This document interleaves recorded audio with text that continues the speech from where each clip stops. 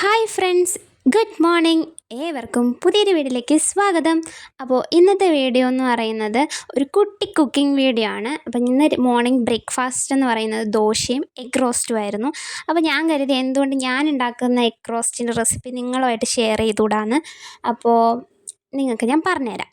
അപ്പോൾ ആദ്യം തന്നെ കുറച്ച് സവാള, തക്കാളി, പച്ചമുളക്, വെളുത്തുള്ളി, ഇഞ്ചി ഉണ്ടെങ്കിൽ നല്ലത്. ഇഞ്ചി എൻ്റെ കയ്യിലില്ലാത്തത് കൊണ്ട് ഞാൻ ഇത്രയും വെജിറ്റബിൾസാണ് യൂസ് ചെയ്യുന്നത്.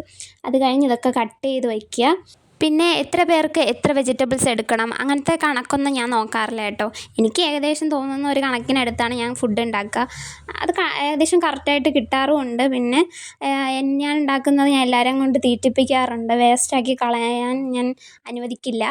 അത് കഴിഞ്ഞ് നമ്മൾ വെജിറ്റബിൾസ് കട്ട് ചെയ്ത സ്ഥലമൊക്കെ ഒന്ന് ക്ലീൻ ചെയ്ത് വൃത്തിയാക്കി അതിന് ശേഷമാണ് നമ്മൾ നമ്മുടെ കുക്കിങ്ങിലേക്ക് പോകുന്നത്. ആദ്യം അടുപ്പ് കത്തിക്കുക, എന്നിട്ട് പാത്രം വയ്ക്കുക, എണ്ണ ഒഴിക്കുക, കടുകിടുക, കറിവേപ്പില ഇടുക, വെജിറ്റബിൾസ് ഇടുക. പിന്നെ കുറച്ച് ഉപ്പ് കൂടെ ഞാൻ ഇട്ട് കൊടുക്കുന്നുണ്ട്. ഉപ്പും മഞ്ഞൾപ്പൊടിയും കൂടി ഇട്ട് നന്നായിട്ട് അതിനൊന്ന് വഴറ്റി എടുക്കും. എല്ലാം ഇത്തിരി ഒന്ന് വഴണ്ട് വരുമ്പോഴത്തേക്കും മുളക് പൊടിയും മല്ലിപ്പൊടിയും പിന്നെ കുറച്ച് ജീരകപ്പൊടിയും കൂടെ ഇട്ട് കൊടുക്കും. ഇട്ട് നന്നായിട്ട് വേവിച്ചെടുക്കും. ഞാനിതിൽ 2.5 ഗ്ലാസ് വെള്ളമാണ് ഒഴിച്ചിട്ടുള്ളത്. അത് ഒരുമിച്ചല്ല, ഇത്തിരിച്ചായിരിക്കും ഞാൻ വെള്ളം ഒഴിച്ച് കൊടുക്കുക. അത് കഴിഞ്ഞ് ഉപ്പും കൂടെ നോക്കും കേട്ടോ. ഉപ്പ് ലാസ്റ്റ് ഉപ്പ് കറക്റ്റാണോ എന്നൊക്കെ നോക്കും. അത് കഴിഞ്ഞ് ഞാൻ ലാസ്റ്റ് ഇടുന്നത് മസാലപ്പൊടിയും ലാസ്റ്റ് ഇടും. പിന്നെ നമ്മൾ എഗ് റോസ്റ്റ് ആയതുകൊണ്ട് എഗ്ഗ് വേവിച്ച് അത് കഴിഞ്ഞ് അതും കൂടെ ഇതിലിട്ട് മിക്സ് ചെയ്ത് ഒന്നെടുക്കും.